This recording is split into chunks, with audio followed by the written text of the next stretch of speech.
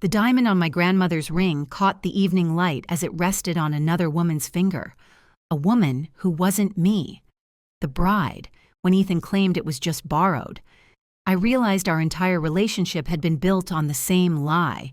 They say a woman becomes someone else on her wedding day. I became someone braver.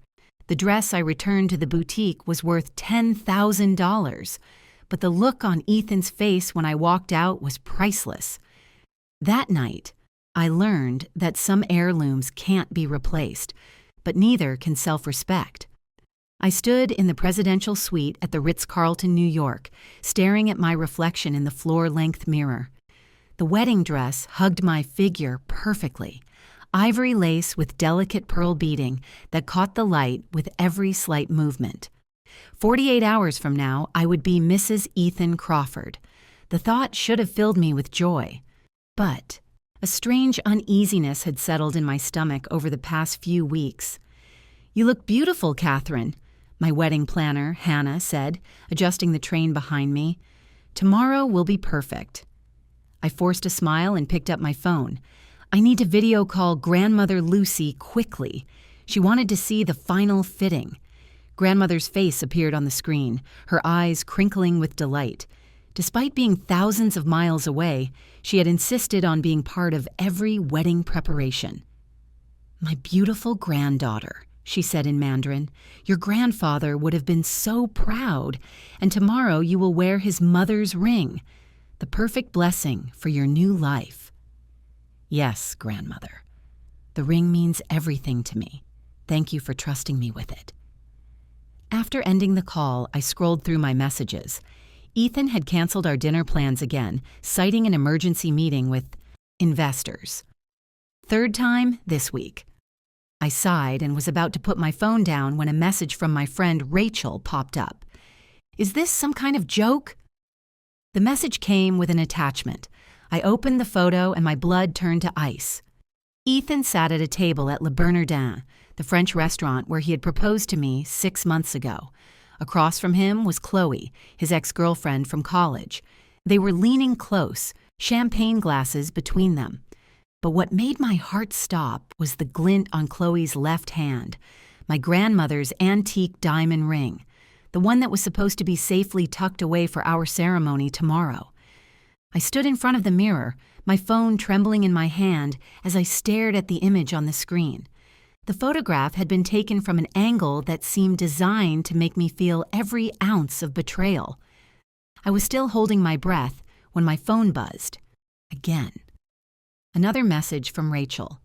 "Do you need me to come over?" I could hardly answer. I was too busy trying to hold myself together. The phone slipped from my fingers and landed with a soft thud on the carpet as I tried to steady myself against the vanity. There it was again. The cold, familiar truth. Ethan's lies had run so deep that I hadn't even seen them until now. What kind of person had I become? How had I allowed this to happen? I walked across the room, the weight of the ring heavy in my pocket. I knew what I needed to do. Grabbing my jacket, I called Hannah, asking her to cancel the final adjustments for the dress. I wasn't coming back. Not tomorrow, not ever. 20 minutes later, I was standing outside Le Bernardin, the sound of New York's late-night traffic, a muffled hum in the background. I could see through the windows, Ethan and Chloe sitting close to one another, laughing as if the world around them didn't matter. But it wasn't just the laughter that stung. It was the way Chloe held her hand up casually, the diamond ring sparkling like it had always belonged to her. I pushed open the door, the cool air from inside rushing to meet me as I stepped into the restaurant. The noise from the diners seemed to fade as I moved towards them, a sense of detachment filling me. When Ethan saw me, his smile froze. "Catherine, what are you doing here?" he asked, standing up so abruptly that his wine glass nearly toppled. "I could ask you the same thing," I said, my voice sounding remarkably steady, considering the earthquake happening inside me. "Hello, Chloe?" Chloe's smile faltered slightly. "Oh, hi, we were just catching up. Ethan mentioned you were busy with wedding stuff." "I see." She pointed at the ring. "And that ring?" Is that also just catching up? Ethan stepped between us, his voice lowering, filled with panic. It's not what it looks like. Chloe just wanted to see it, that's all. See it? I repeated, my voice growing cold. It's on her finger, Ethan. I'm pretty sure that's more than just a see. Please, Catherine, he whispered, his eyes darting between Chloe and me. Don't make a scene. It's just a ring, he muttered. She wanted to try it on. A ring. The word echoed in my mind, the ring that had survived wars, crossed oceans, and been passed through 4 generations of my family. The ring my grandmother had tearfully placed in my palm last month, telling me that I would continue its legacy. A waiter came over, awkwardly smiling as he held the dessert menu in his hand. Would anyone care for the dessert menu? He asked. No, we all said in unison. Chloe slowly twisted the ring off her finger, her face changing as she held it up to the light. It's a bit old-fashioned anyway. Vintage isn't really my style, she added, dropping the ring onto the table with a soft clink. In that moment, everything became clear to me. The late-night investor meetings, Ethan's dismissive attitude toward our wedding, his reluctance to involve my family traditions, everything that had once felt like small annoyances suddenly became crystal clear. He had never truly cared about me, about my history, about anything that mattered to me. I could feel my pulse quickening, my vision blurring as I stared at the ring on the table. How could he? How could he treat something so precious to my family like it was just a piece of jewelry? I took a deep breath and turned away, my hand clutching the fabric of my coat tightly. The weight of the ring, now resting on the table between us, felt like 1,000,000 tons. I could feel Ethan's eyes burning into my back as I made my way toward the door, but I didn't stop. There was no reason to explain myself any further. This was it. The cool night air greeted me as I stepped outside, and I walked quickly, faster than I had intended, my steps echoing through the empty streets. My phone buzzed again. It was Ethan, of course. I didn't answer, not this time. I could feel the tears starting to sting the corners of my eyes, but I refused to let them fall. Not yet, not while I still had my dignity.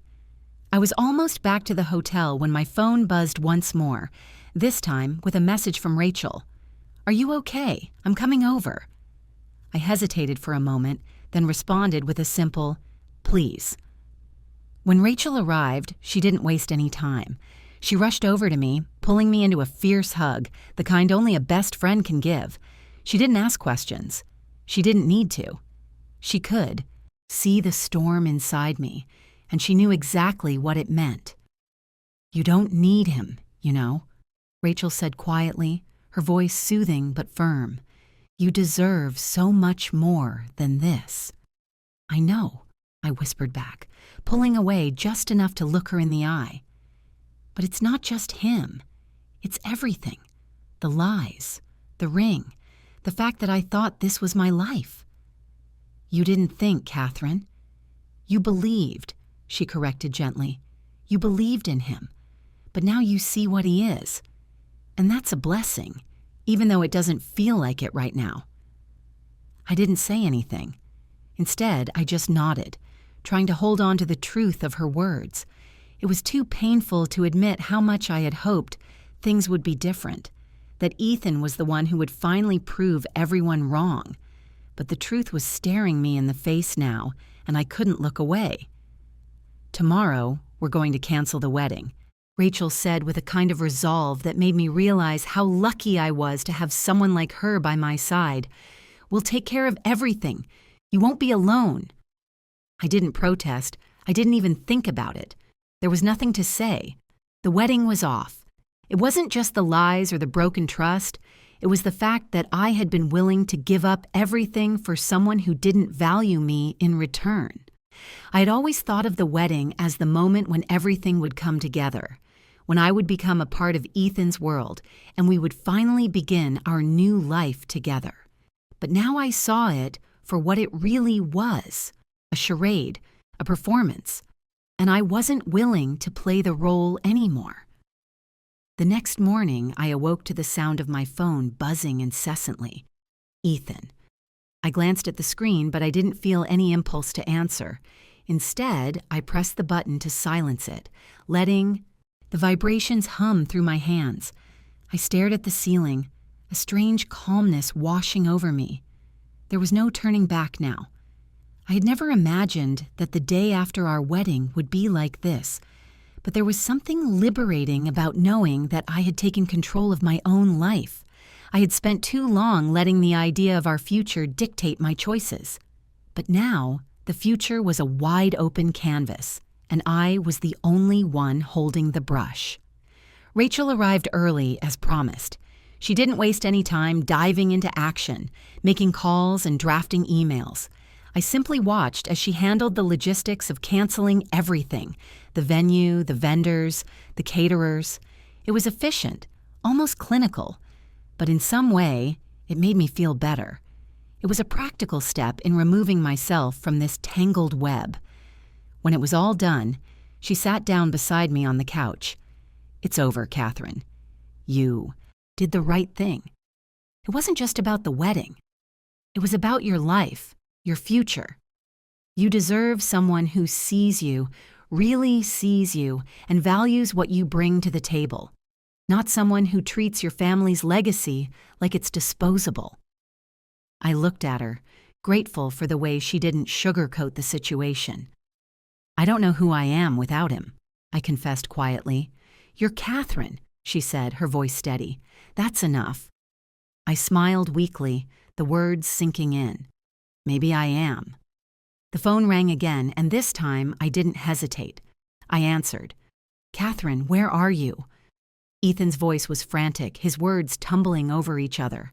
"I need to talk to you. We can fix this. I didn't mean for things to go this far. Please, just give me a chance to explain." I let him speak, but the words felt hollow to me now. How many times had I heard him say those things? How many times had I believed them? "No," I said quietly. "I've heard enough." "Please, Catherine," he pleaded. "Don't do this. You can't just walk away. Do you know how much money my family has spent on this? The deposits, the planning, everything. It's a disaster." I closed my eyes, steadying my breath. "That's all you're worried about? Money? Appearances? I'm not a commodity, Ethan. This wedding isn't just a transaction." "Please don't do this," he whispered, desperation clear in his voice. "I'm not doing anything," I replied, my voice firm. "I'm just walking away from someone who never truly cared about me, and I'm doing it for myself." With that, I hung up. I didn't need to listen to any more of his excuses. There was nothing left to say. I turned to Rachel, who had been quietly watching me. "I think it's done." She nodded. "It is."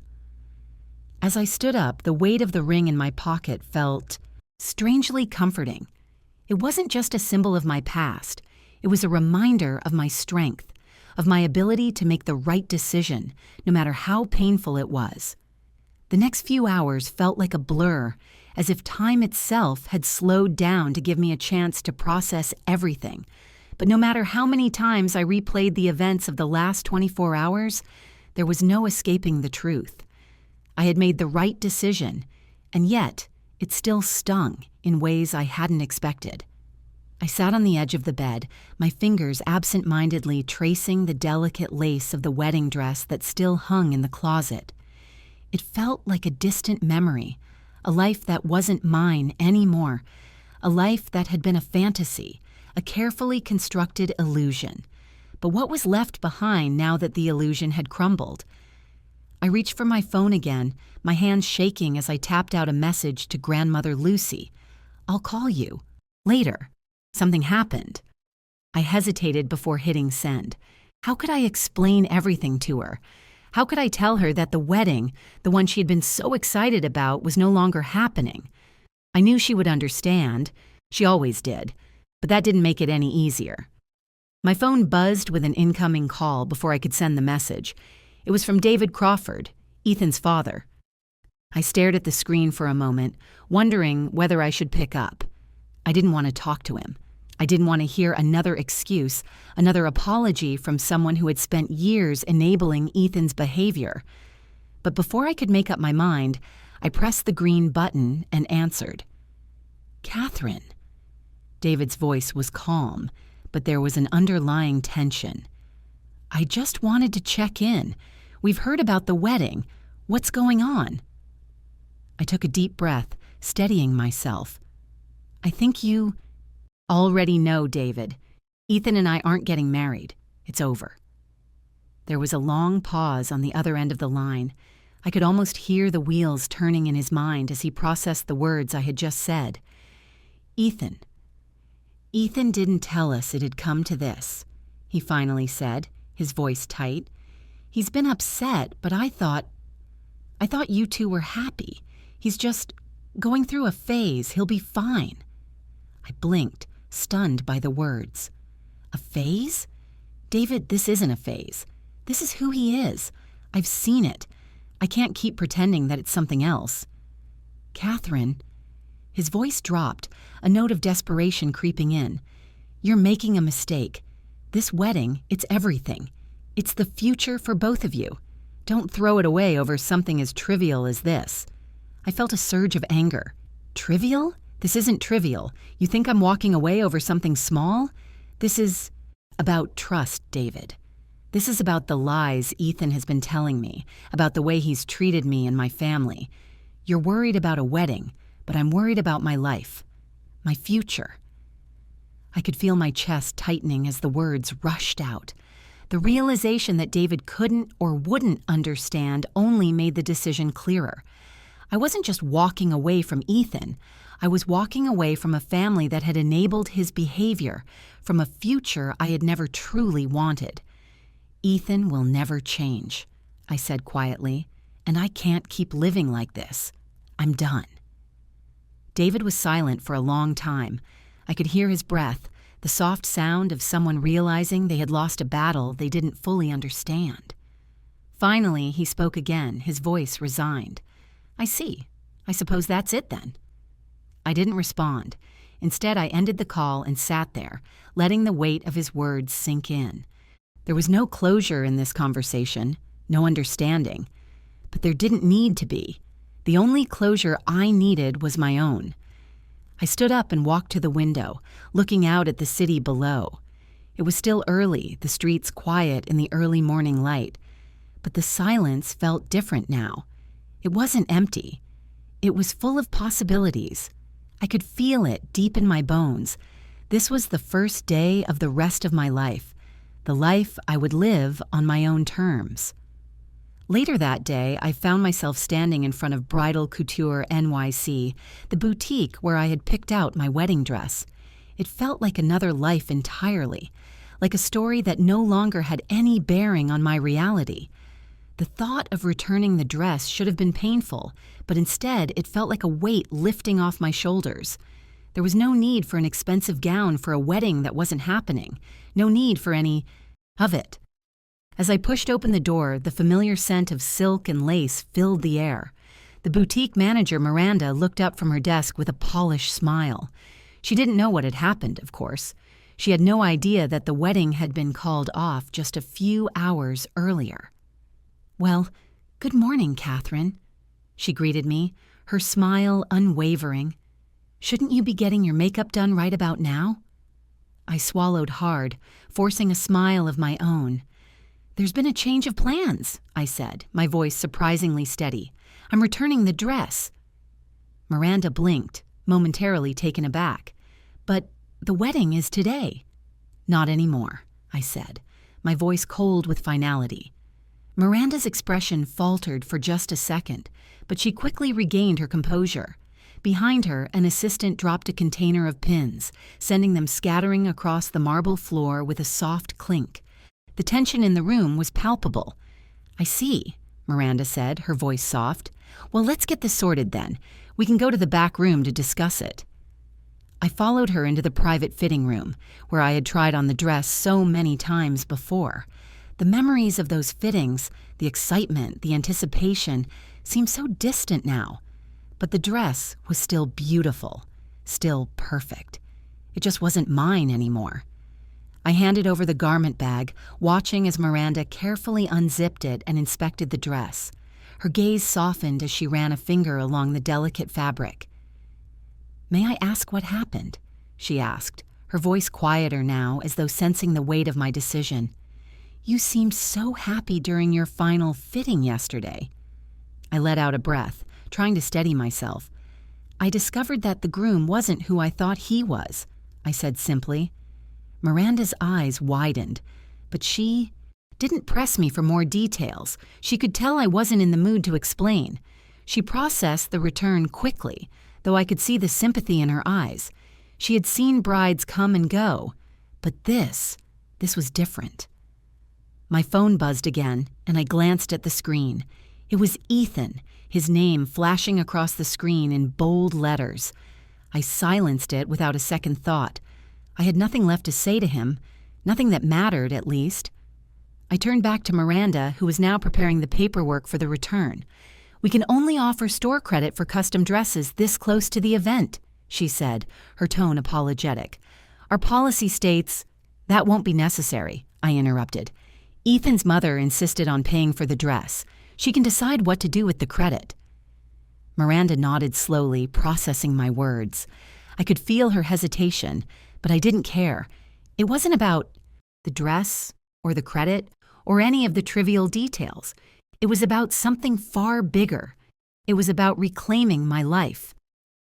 Just then, my phone buzzed again, and I saw the name Grandmother Lucy flash across the screen. My stomach dropped. I hadn't even considered how I would explain this to her. She had been so involved in every detail of the wedding planning, so excited to see me walk down the aisle. How would I tell her that everything had fallen apart? I excused myself and stepped out of the back room to answer the call. "Grandmother," I said, my voice thick with emotion.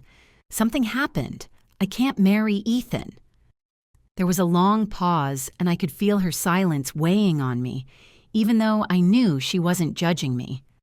Finally, her voice broke through the silence. "The ring," she said softly. "Is it safe?" I blinked, surprised by her focus on the most important thing in all, this chaos. "Yes, I have it.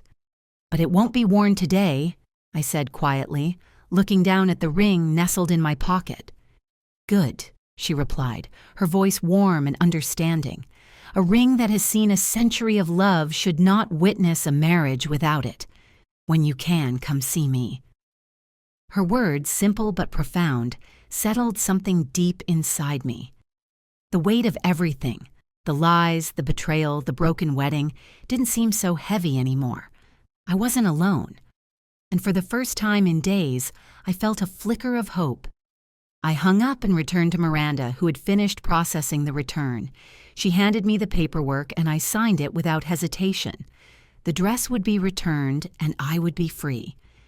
I left the bridal boutique with a sense of finality that I hadn't expected. The dress was gone, the wedding was off, and yet there was an undeniable relief in knowing that I had made the right choice. The weight that had been pressing down on me for so long had lifted, even if the emotional toll still lingered. Rachel drove me back to my apartment, her Subaru sputtering along the road as if it, too, was ready to leave the past behind. I hadn't realized just how much I'd needed her by my side until now. She didn't ask questions. She just let me be. Sometimes that was the best kind of support. When we arrived, I sat on the couch and pulled the ring from my pocket, staring at the diamond in the dim light. My grandmother's legacy, a piece of history that had been handed down through generations, a symbol of strength, love, and endurance. How had I ever allowed it to be tainted by Ethan? By his lies? Rachel watched me quietly, her fingers wrapped around a glass of wine. "What's next?" she asked, her voice gentle. "You don't have to do anything right now, but I know you're thinking about it." I took a deep breath, holding the ring up to the light. "I need to call my parents," I said softly. "They need to know. I've been avoiding it, but there's no more running." Rachel nodded, her expression understanding. "I'll be here when you're ready." I picked up my phone again and stared at it for a moment before dialing my mother's number. The seconds stretched into what felt like hours, my thumb hovering over the green button. When the phone finally connected, I was greeted with my mother's familiar, frantic voice. "Catherine, where are you? We've been trying to reach you. Your father and I are already dressed. The venue is expecting us. What's going on?" I swallowed hard, my mouth dry. I couldn't keep this a secret any longer. "Mom, I've called off the wedding. Ethan and I aren't getting married." There was a sharp intake of breath on the other end. "What do you mean you're not getting married? We've been planning this for months. Your father, he's already at the venue. Everyone is coming, Catherine. This is a joke, right? Tell me this is a joke." "No, Mom, it's not a joke. I found out the truth about Ethan. I found out what he's been hiding. He's not the man I thought he was," I explained, my voice cracking as I said the words I had been avoiding for so long. There was silence. I could almost hear my mother's mind racing. Then she spoke, her voice shaking with disbelief. "You've ruined everything, Catherine. Do you realize that? All this money, all the people we've invited, the family, what are we going to tell them?" Her voice rose with frustration. "This isn't just about you and Ethan.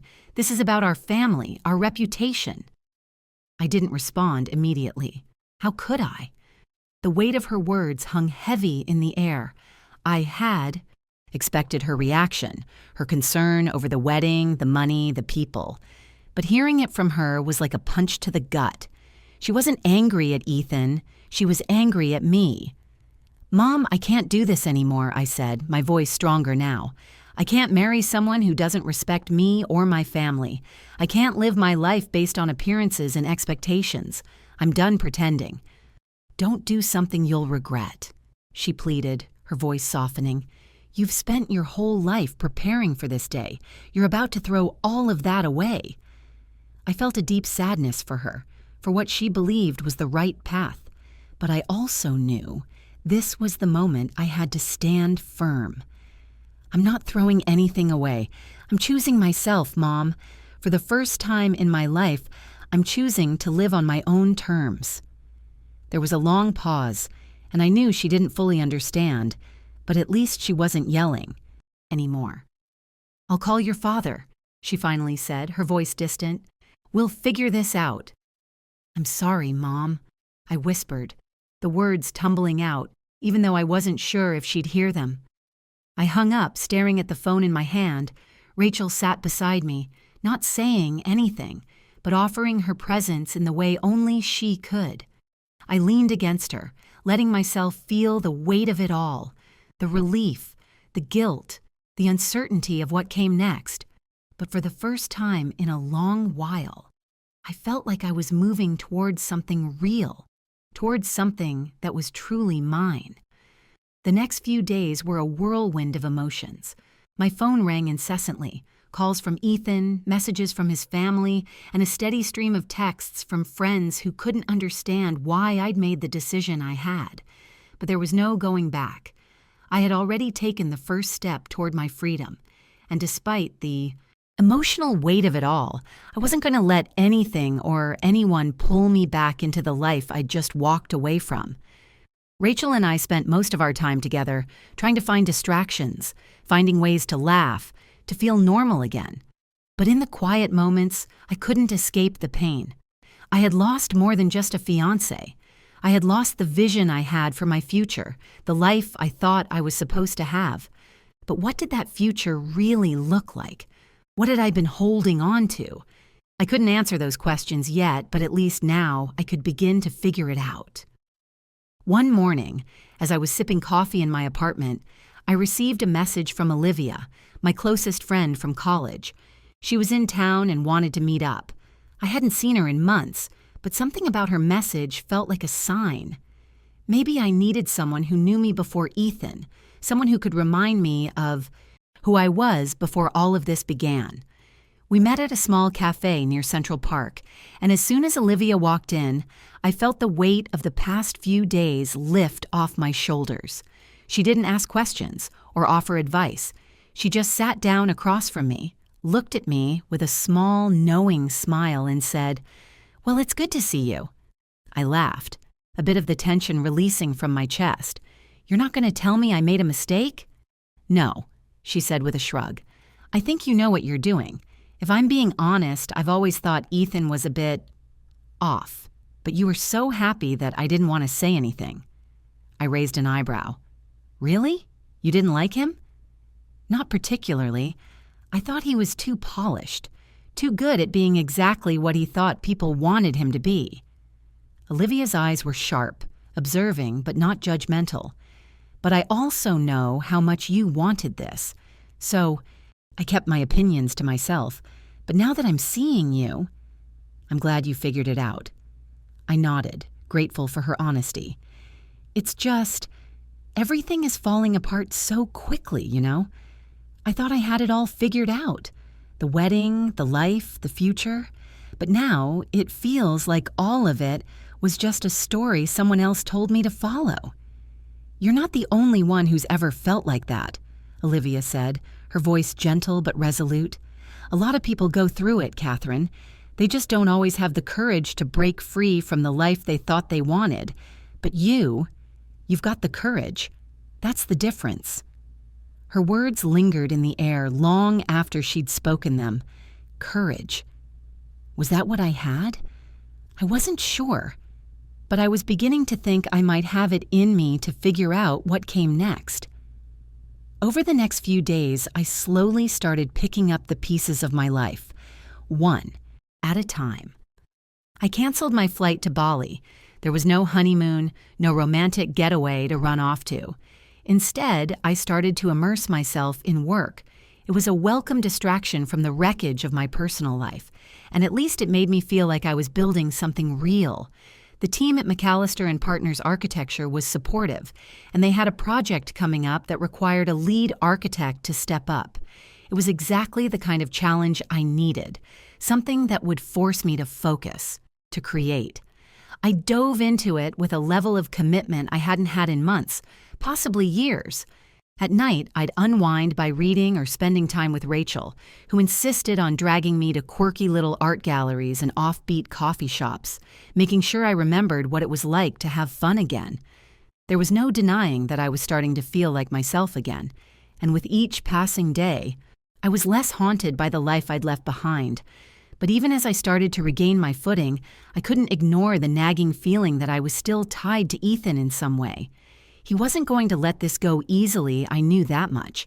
And his family, well, they were even harder to predict. The messages from them kept coming. Apologies, excuses, requests to meet up. But I didn't respond. I couldn't. One evening, I received a text from Jackson Tanaka, a new colleague from the Tokyo office. He had joined the firm recently and we'd worked together on a few proposals. I wasn't expecting it, but his message caught my attention. "How about grabbing coffee tomorrow? I've been meaning to ask you about some of the work you've been doing lately. I'm impressed." His message was casual, but there was something in it that made me pause. Something that felt different from the usual pleasantries I received from my colleagues. Maybe it was the simplicity of the invitation or the fact that he noticed the effort I'd been putting in. Either way, I agreed. When we met the next day, I couldn't help but notice how easily our conversation flowed. We talked about architecture, about our shared experiences growing up in cities with different cultural backgrounds. There was an ease to it, a sense of understanding that I hadn't realized I had been craving. Jackson didn't push me to talk about anything I didn't want to, but when I did mention Ethan, he simply nodded, understanding that I wasn't the same person I had been just weeks ago. "You've got a lot of strength, Catherine," he said. "I can tell you're starting to find your footing again." His words struck me in a way I wasn't prepared for. They were simple, but there was something about them that felt like a lifeline. Maybe I wasn't as lost as I thought. A week passed, and with each day I felt a little more like myself. The ache from the broken engagement was still there, but it no longer dominated every thought. I was rebuilding, slowly, methodically, like someone putting together a puzzle that had been scattered across a table. I didn't have all the pieces yet, but at least I was beginning to see the shape of the picture I was meant to create. Work was keeping me occupied. I had taken the lead on a new project at McAllister and Partners Architecture, and the challenges it presented helped me focus my energy in a way I hadn't been able to before. It wasn't just about designing buildings anymore. It was about creating something that was uniquely mine, something that reflected who I was now, not the woman I had been, but the woman I was becoming. Jackson was a constant presence at the office. We spent long hours together, brainstorming ideas, debating designs, and solving problems. He had an intensity about him that reminded me of the focus I had lost somewhere along the way. And as we worked late into the night, I began to notice how comfortable I felt around him, how easy it was to talk to him about things that weren't related to work. One evening, we were sitting in the conference room, surrounded by blueprints and coffee cups. It had been a long day, and I could feel the exhaustion settling in, but Jackson didn't seem to mind. He was just as focused as he had been hours earlier, eyes scanning over our project notes. He didn't rush to leave, didn't seem eager to head home, which made me realize something I hadn't been ready to admit before. I was starting to enjoy his company, more than I had expected to. As we packed up for the night, Jackson stood and stretched, giving me a tired but genuine smile. "You did great today. The project's really coming together." "Thanks," I said, a little surprised by how much I appreciated the compliment. "It feels good to be part of something, you know?" "I know exactly what you mean," Jackson said, his tone lighter than it had been earlier. "There's something really satisfying about seeing it all come to life. We're creating something important here, Catherine, something that will last." I met his gaze, and for a moment the tension between us shifted. There was something in the way he said my name that made me stop, made me realize how much he had come to mean to me in such a short time. "You're right," I said quietly. "This is important. But it's not just the project, it's everything. I'm learning to build again, to make my own path, you know?" He nodded, his expression softening. "I think you're doing a great job." I smiled at him, the warmth in his words wrapping around me like a blanket. There was something about him, something that felt safe, steady, and genuine. It wasn't romantic, at least not yet, but there was an undeniable connection, a spark that hadn't been there when I had first started working with him. The next day, I found myself thinking about Jackson more than I should have. It wasn't just his work ethic or his creativity that drew me in. It was the way he listened, the way he paid attention to the small details, both in the office and in our conversations. I had always prided myself on being independent, on being able to handle everything on my own. But Jackson made me realize that maybe it was okay to let someone in, to rely on them when I needed it. And then, as I was leaving the office that evening, something unexpected happened. Jackson came up behind me, his voice a little hesitant. "Hey, Catherine, I was thinking, if you're not busy this weekend, maybe we could grab dinner. Just the two of us?" I froze for a moment, taken aback by the simplicity of the question. It wasn't a grand gesture, but it felt like an invitation to something real, something grounded. "I'd like that," I said, smiling softly. "I think it's time for a break." As I drove home that night, I couldn't shake the feeling that this was the beginning of something important. For the first time in a long time, I wasn't running from anything. I wasn't trying to escape. I was just moving forward. The weekend arrived, and with it, a sense of relief that I hadn't expected. For the first time in weeks, I wasn't dealing with the fallout of my broken engagement or the constant pressure from Ethan and his family. I was simply living. I'd spent so much time running, avoiding, and trying to hold things together that I hadn't realized how much I'd needed this. Time to just breathe, to rediscover myself without the weight of other people's expectations. Dinner with Jackson was, to my surprise, easy. There was no tension, no awkwardness. We went to a small Italian place downtown, one that felt intimate and unpretentious, the kind of place where the staff remembered your name and where the food was comforting and familiar. Jackson and I talked about everything and nothing at all. We discussed our favorite books, the places we wanted to visit, and even some of the personal details that had shaped our lives. It felt like the kind of conversation I hadn't had in years, genuine, relaxed, and free of any pressure.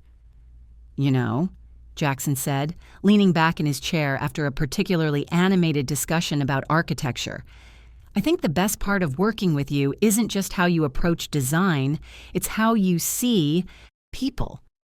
You get them in a way that most people don't." I felt a flush rise in my cheeks, caught off guard by his compliment. "I don't know about that. I just like to listen." "That's exactly it," he said, his voice warm. "You listen and you actually care. I've worked with a lot of people, but it's rare to find someone who really sees the people around them." His words caught me off guard. I wasn't used to being seen like that, at least not in the way Jackson was talking about.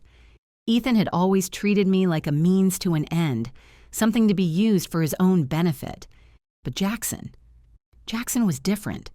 He saw me as I was, flaws and all, and appreciated what I had to offer. "Thanks," I said, my voice quiet, a little unsure of how to respond to such kindness. We finished our meal, and Jackson insisted on walking me back to my apartment, a gesture that felt so simple and yet so significant. It wasn't grand or sweeping. There was no dramatic confession of feelings, no expectation, but there was an unmistakable warmth in the air between us. Something that had started as a professional connection was slowly turning into something more. And for the first time in a long time, I didn't mind. As we stood outside my building, Jackson turned to face me, his eyes searching mine as if weighing something important. "Catherine, I know we've only known each other for a short time, but I can't help but feel like, well, I want to keep getting to know you, more than just work colleagues, more than just friends." I felt my heart skip a beat, but I wasn't scared. For the first time, I didn't feel like I had to rush into anything. There was no pressure, no timeline, no need to force something that wasn't ready. "I'd like that too," I said, my voice soft but certain. "I'm not rushing into anything, but I think I'm ready to see where this goes." Jackson smiled, a genuine smile that reached his eyes, and for a moment, everything felt right. There was no guilt, no hesitation, just a simple understanding that we were both moving forward, taking steps into new territory without fear. It was the beginning of something, but we weren't rushing it. We were just letting it happen. "I'll take things slow, I promise," he said, his voice steady, as if to reassure both of us. "I appreciate that," I replied, feeling the weight of my past, my doubts, begin to lift. For the first time, I wasn't looking over my shoulder, wondering if I had made the right choice. I wasn't holding myself back. I was just allowing myself to feel, to experience life as it came. As Jackson walked away, I stood there for a moment, watching him disappear into the night. I couldn't help but smile. There was a sense of calm that had settled over me, a peace I hadn't realized I had been missing. Maybe this was the start of something new, something that had nothing to do with the past and everything to do with the future. The following weeks were a blur of work, quiet moments with Rachel, and a gradual shift in my life. I felt myself becoming more comfortable in my own skin, less weighed down by the expectations of others, and more connected to my own desires. The absence of Ethan's presence in my life, once so overwhelming, now felt like a breath of fresh air. I was rediscovering who I was, and I was finally starting to appreciate the life I was building for myself. Jackson and I had begun seeing each other more regularly. Our dinners were simple, casual, nothing like the grand, ostentatious displays Ethan had once insisted on. We explored the city together, finding new cafes, visiting art exhibits, and talking about everything under the sun. But it was more than just fun. It was the kind of companionship that made me feel like I was growing, not just surviving. Work was becoming more fulfilling too. Jackson and I were a solid team, bouncing ideas off each other, tackling design challenges with fresh perspectives. The project we were working on, the West Side Sustainable Housing Initiative, was a major milestone for both of us. It was a huge responsibility, but it was one that we both embraced with enthusiasm. I was starting to see the culmination of my years of hard work and education take shape, and it felt good. It felt right. But even with all this progress, there were moments when my mind would drift back to my past, to the life I had almost lived. I couldn't entirely escape it. Not yet. And when I saw Ethan's face flash on my phone screen one afternoon, I hesitated before answering. His calls had become less frequent, but that didn't mean he had stopped trying. "Catherine, we need to talk," Ethan said, his voice strained, like someone holding back emotion. "I'm sorry for everything. I know I messed up, but we can fix this. Please just give me one more chance." I paused, my fingers gripping the phone tightly. Part of me wanted to hear him out, to see if he would finally understand what he had done. But another part, the stronger part, knew I had already made my choice. There was nothing to fix. The man I had loved didn't exist anymore, and the person he had become wasn't someone I could be with. "No, Ethan," I said, my voice firm. "There's nothing to fix. I've already moved on." There was silence on the other end for a long moment, and then I heard him exhale, as if defeated. "I can't believe you're doing this. You're throwing everything away over some stupid mistakes." "It's not about the mistakes," I said calmly. "It's about trust, Ethan, and you've lost mine." "You're making a huge mistake," he insisted. "No, Ethan," I said, the finality in my voice clear. "You made the mistake. I'm just walking away from it." I ended the call without waiting for a response, feeling an overwhelming sense of relief wash over me. For the first time, I wasn't worried about what he thought, about what anyone thought. I was living my truth, and I was done letting anyone else dictate my path. Later that evening, Jackson and I met for dinner at a cozy little spot near the office. It had become our place, the one we returned to whenever we needed a break from the whirlwind of work and life. I hadn't mentioned Ethan's call, and for the first time in a long time, I didn't feel the need to. Jackson didn't ask, but I could tell from the way he looked at me that he could sense something had shifted. "You okay?" he asked, his voice low but full of concern. I nodded, offering him a smile. "Yeah, I'm better than I've been in a long time." He smiled back, a soft, genuine smile that made my heart flutter just a little. "I'm glad. You deserve to be happy, Catherine. You really do." And in that moment, I realized just how far I had come. A year ago, I would have never imagined being here, in this moment, free, confident, and moving forward with someone who truly saw me for who I was. No more lies, no more pretending. I was building a life that was mine, and that was all that mattered. Weeks passed, and with each day I felt more rooted in the life I was creating for myself. Jackson and I continued to spend time together, slowly, steadily, with no rush or pressure. It wasn't perfect, and neither of us was expecting it to be. But there was a quiet understanding between us, an unspoken connection that felt as though it had always been there, waiting for the right moment to blossom.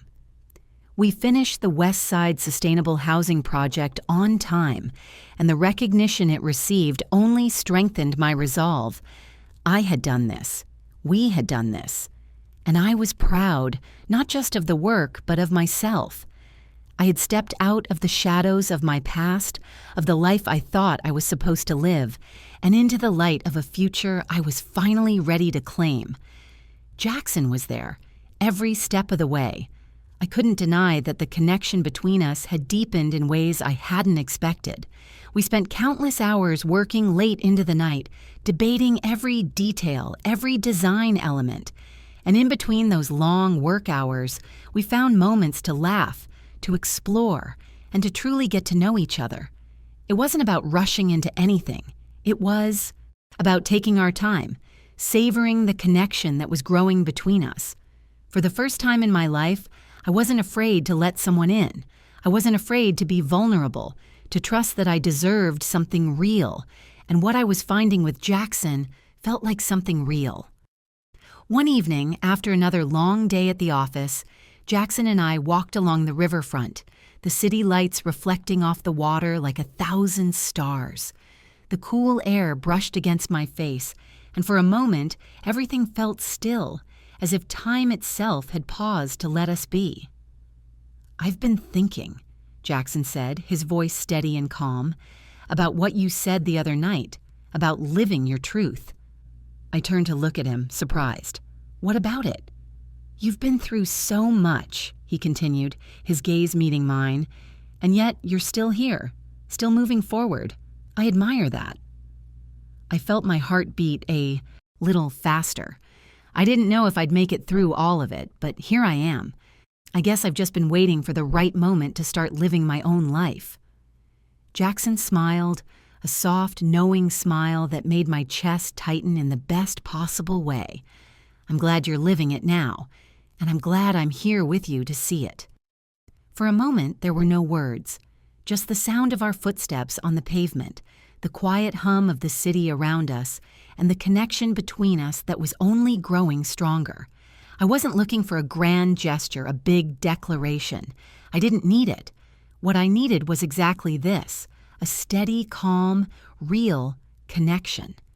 Something I could trust. And as I stood there, looking out over the river, I realized that I had found it.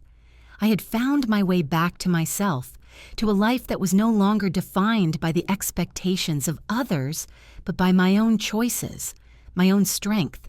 I wasn't the woman I had been, and I wasn't the woman I thought I was supposed to be. I was just me. And for the first time, that was enough.